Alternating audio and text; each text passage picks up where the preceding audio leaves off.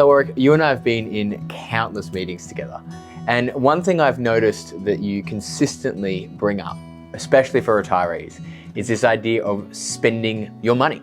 Well, we work all our lives to then suddenly have time off, and there's no point hoarding the money. It's about feeling empowered that you can live the way you want to live in your retirement.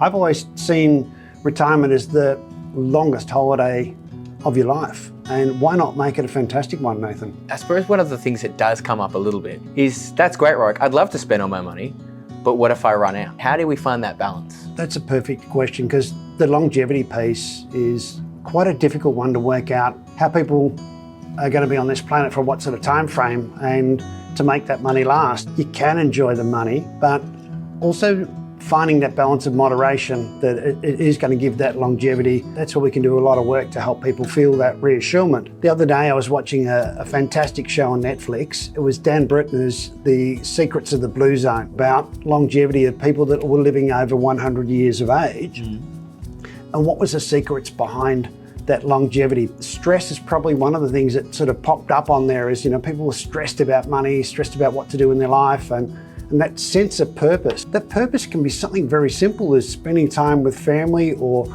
being involved in a community, or helping. It doesn't just have to be spending money on cruises and traveling the world. It's feeling good about your life. Finding that purpose, working out, what are those social connections? Who are you spending your time with? What are you doing for fun? Everyone is different. Can you give us any more insights into that process? People have an identity when they're at work, and it's shifting that identity to the community and being involved with people, whether it's at younger ages, older ages. They're just connected, and that connectivity of people is so important. It's not just sitting at home with all this wealth that you might have, or not wealth. They found simple things to make them happy. Always comes back to that sense of security, and then that freedom of choice to find that happiness. Look, I'd strongly recommend having a look at it.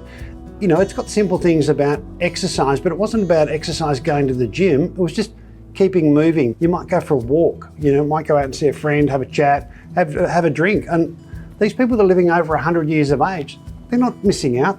They're finding that the bare bone basics of having fun with people and food and eating the right sort of food, but it's not saying you can't enjoy. You definitely can. One of the things that the Japanese people was that I thought was interesting is they learned to eat to about 80% full. It's not overindulging. And when we're trying to make money last, it's not about overindulging. It's about being reasonable and understanding what that longevity of money would mean, that you live comfortably. What I'm going to take from this show, Nathan, with my clients is that it's such simple things to have that sense of purpose, the financial well-being, and to bring these simple concepts back into enjoying life. It sits so well within our framework here at Tribeca, where we focus on having that sense of security and that freedom of choice, both now and in the future.